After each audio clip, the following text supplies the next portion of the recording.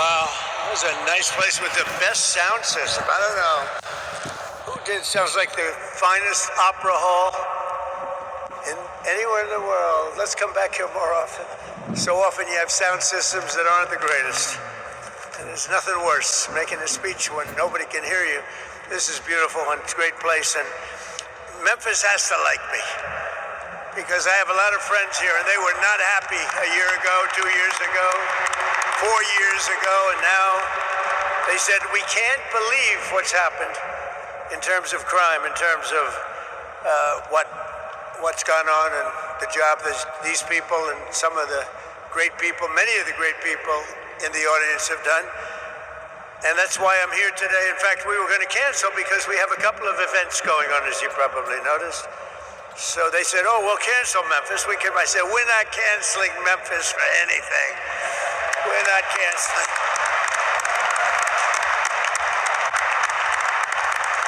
We're not going to cancel Memphis, but we do have some big things happening, and very positive, I have to say. So before getting to our important discussion this morning, let me provide a brief update on Operation Epic Fury, which is a very good name, as it turns out. That was a name. They showed me 20 names. Sir, what name would you like? I didn't like any of them.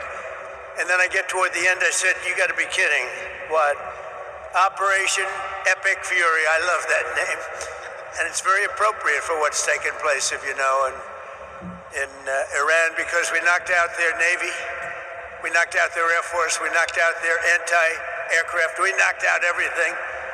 And we did it with fury, actually. As I announced earlier, based on preliminary conversations between the United States and Iran over the past 2 days, I've directed the Department of War to temporarily postpone planned strikes against major energy and electricity targets in Iran. They have very, very big, new, actually, and very expensive, billions of dollars it costs to build them. One missile, one of our powerful ones, and it comes down to the ground like it was made out of dust.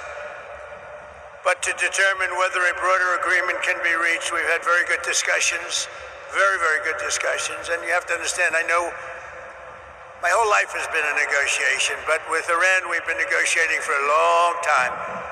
And this time, they mean business.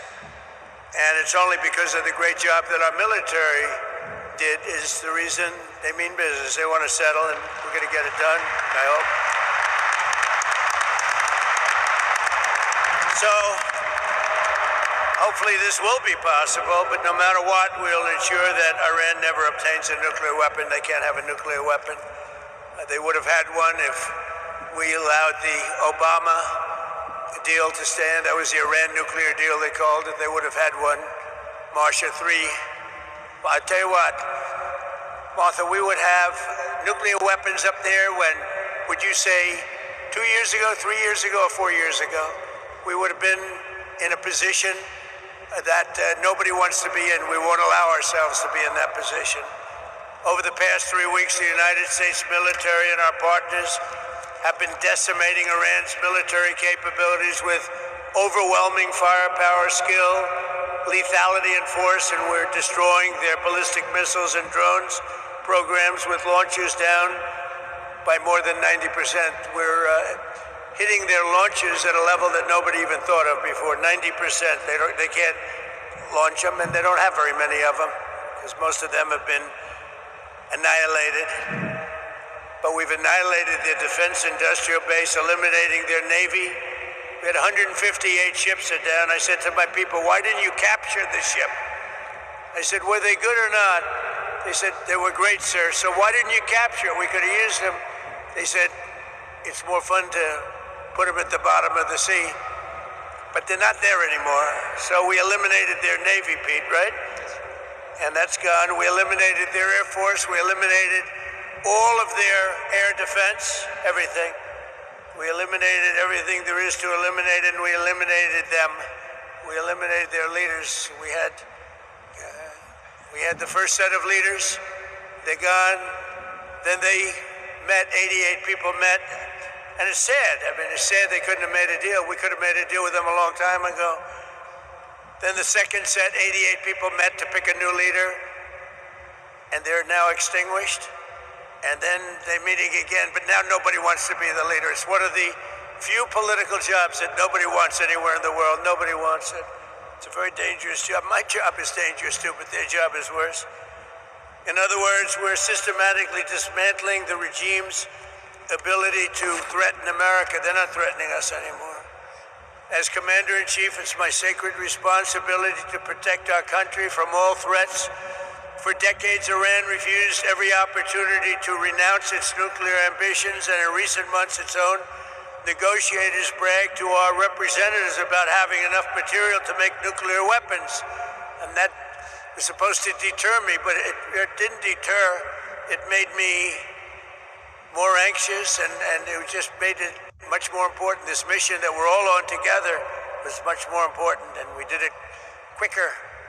Iran's missile capabilities were also growing so fast that it would soon have become virtually impossible to stop them. Once they have a missile, once they have what they were building was incredible. And you got a little glimpse of it by the fact that when they came out, they started shooting all of their neighbors. Their neighbors weren't fighting with them. They were getting along okay with their neighbors. And I was surprised, everybody was surprised, and it actually worked in reverse because their neighbors then turned against them. Now Iran has one more opportunity to end its threats to America and her allies, and we hope they take it. Either way, America and the entire world will soon be much safer and will be a much more secure planet. In addition to all of this, we're working on so many different things. You know, our economy was fantastic. We had a Dow at 50,000. They say it couldn't happen in 4 years. It wouldn't happen during my term.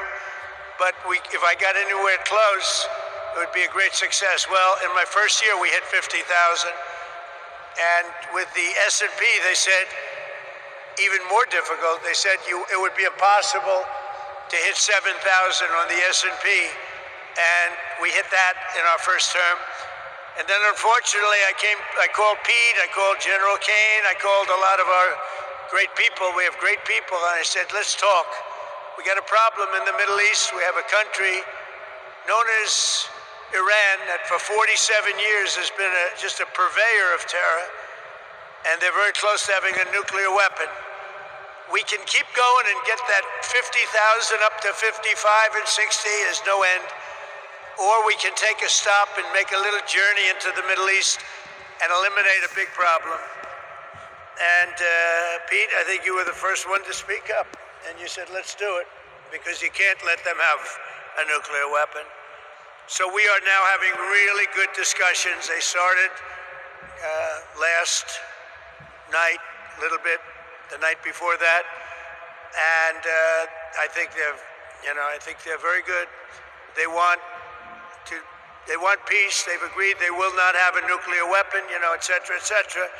But we'll see. You have to get it done. But I would say there's a very good chance. And it began when I said that I won't be. We were planning tomorrow on shooting down some of their power plants, and we're going to hold that up. Hopefully we won't have to do it, and hopefully we can make a deal that's good for all of us, including the Middle Eastern allies that have been very good to us, including Israel, that's been a great partner in this fight. They've really been a good partner in the fight. They fought hard. But we'll see what happens. I think there's a very good chance we're going to end up in a deal. And so we're giving it 5 days, and then we're going to see where that takes us. And I would say at the end of this period, I think it could very well end up being a very good deal for everybody. As good as if we went all the way and just literally annihilated the place, which if we don't have to do that, that would be a good thing, not a bad thing. In addition, after the appalling lines and massive disruptions at major airports nationwide last weekend,